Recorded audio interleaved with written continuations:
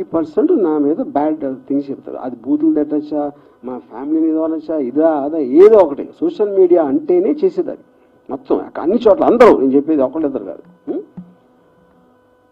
అప్పుడు వాటిని మీరు రిస్ట్రిక్ట్ చేయలేరు కాబట్టి నేను ఇందాక చెప్పింది సీరియస్గా తీసుకోవట్లేదు. America is not able to control. మొత్తం 2024 ఎలక్షన్లో total thing was on memes. ఇప్పుడు డొనాల్డ్ ట్రంప్ ట్రయల్ జరుగుతూ ఉండే, ఆల్విన్ బ్రాగ్ అని attorney general of United states, Trump ఒక మీమ్ పెట్టాడు. ఆల్విన్ బ్రాగ్ ఉండి వెనకాల నుంచి బేస్బాల్ బ్యాట్ తోటి తల మీద కొడుతున్నట్టు పెట్టాడు. ఏది తన ఓన్ ట్విట్టర్లో. అది ఆ తర్వాత అమెరికన్ ప్రెసిడెంట్ అయిపోయాడు. అది వేరే విషయం. దాని తర్వాత సో ఇప్పుడు దీనికి ఒక చిన్న కనెక్షన్ ఏముంటుందంటే సినిమా సెన్సార్ బోర్డు ఎందుకు ఉంది? 1952 సినిమాటోగ్రాఫ్ యాక్ట్లో వాళ్ళు అప్పుడు ఫీల్ అయింది ఏంటంటే, ఒక powerful medium imagery, dialogue, video వీటితోటి బయటకు వస్తే అఫెండ్ అవ్వచ్చు, లేకపోతే ఇది అవ్వచ్చు, అదవచ్చు అని ఇలాంటి అన్నీ అనుకుని ప్రతిదీ ఒక బోర్డు చూసి డిసైడ్ చేసి సర్టిఫికేషన్ చేయాలి. ఆ టైంలో మీకు టీవీ లేదు, సోషల్ మీడియా లేదు, ఇంటర్నెట్ లేదు, శాటిలైట్ టీవీ లేదు, ఏమీ లేనప్పుడు వచ్చిన యాక్టర్. అందుకని దీన్ని ఏం చేయాలో తెలియక దీన్ని వదిలేస్తున్నారు. ఓటీటీ లైవ్ చూపిస్తారు, లైవ్ స్ట్రీమ్లో బూతులు తిడుతూ ఉంటారు, పాలిటీషియన్స్ బూతులు తిడుతూ ఉంటారు, మెయిన్ స్ట్రీమ్ లివింగ్ రూమ్లో పిల్లలు ఉన్నప్పుడు. అది ఎందుకంటే మీకు సెకండ్ బై సెకండ్ వెళ్ళిపోతూ ఉంటే మీరు చెప్పేది బయటికి, దాన్ని ఎలా సెన్సార్ చేస్తారు? అప్పుడు అప్పుడేదో అది చేసాం కాబట్టి ఇప్పటికీ సినిమాలు ఒక్కదానికి పరిమితం చేస్తారు సెన్సార్. అంటే లాస్ అనేవి అలా యాక్ట్ అవుతాయని చెప్తాను నేను, ఆ దృష్టి తీసుకోవడానికి చెప్తున్నాను. సో అప్పుడు అది కంట్రోల్ ఎలా చేయాలి, అసలు చేయాలా వద్దా అనేది మేజర్ ఇష్యూ. ఇప్పుడు సపోజ్ ఇది నాకు జరగలేదు అనుకోండి, ఇది ఎవరికో జరిగింది అనుకోండి, నాకు తెలిసి నేను కూడా ఎంజాయ్ చేసేవాడిని. ఎవరో డైరెక్టర్ ఎక్స్ ఆడు ఉనిపోతున్నాడంట, గోడ దూకేశాడంట, సిలోన్ పారిపోయాడంట అంటే I'm sure even I would have enjoyed that. ఎందుకు ఎంజాయ్ చేస్తాం అంటే మనిషి నైజంలోనే ఇంకొకటి ప్రాబ్లం ఉన్నప్పుడు మనకి డ్రమాటికలీ ఇంట్రెస్టింగ్గా ఉంటుంది అది వినటానికి.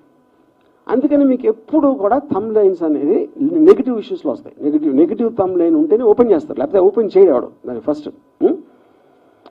అప్పుడేంటి అదే ఫ్యాక్ట్ అని అనుకుని ఓకే అని అనుకోవచ్చు.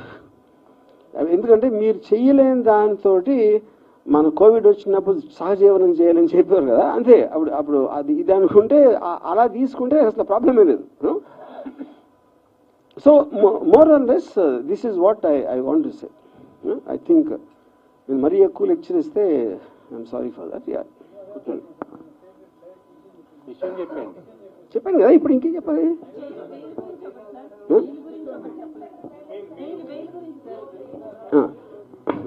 కాదండి, ఇప్పుడే బెయిల్ ఏ పరిస్థితుల్లో వేస్తారు అని చెప్పారు ఆల్రెడీ. అది వినలేదా మీరు?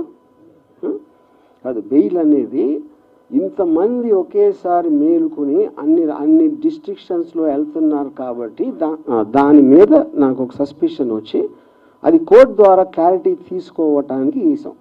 ఆల్ యాంటిసిపేటరీ బెయిల్స్ అందుకేస్తారు. సార్ మీరు కూర్చుంటే కంఫర్టబుల్గా ఉంటుంది మైక్ పట్టుకోవడానికి. మీరు కిందకి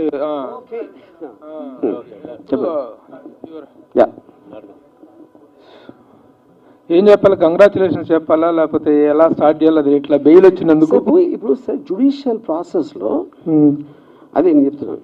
ఇప్పుడు జ్యుడిషియల్ ప్రాసెస్ మీరు ఏమి లాయర్తో మాడక్కలేదు, జస్ట్ మీరు వికీపీడియాలో కానీ లేకపోతే సెక్షన్ ఫలానా లేకపోతే 41 CRPC నోటీస్ ఏంటి అని పెడితే అందరికీ తెలుస్తుంది. అదే దానికి పెద్ద బ్రహ్మ మీకు మహా ఎడ్యుకేటెడ్ అని అవసరం లేదు. ఓకే, అందరూ ఒకటి మిస్ అవుతుంది. ఆర్జీని అరెస్ట్ చేయాలి, ఇంకా అరెస్ట్ చేయడం అంటే ఏంటి, అసలు ఏం కేసు అని ఎవడు అడగడు. మర్డర్ కేసా లేకపోతే కిడ్నాపింగ్ కేసా, ఏం కేసు అసలు? అది కదా మెయిన్ డిస్ప్యూట్.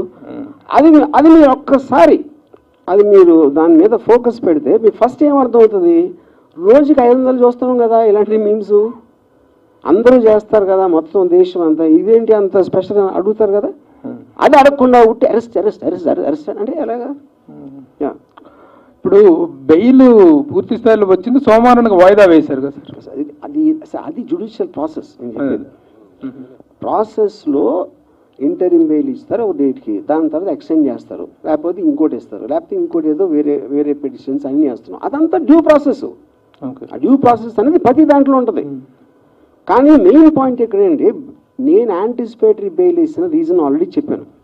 కానీ ముఖ్య రీజన్ ఏంటంటే పోలీసులు ఇంతవరకు చెప్పాలి నేను అరెస్ట్ చేస్తానని, అరెస్ట్ చేయబోతున్నాను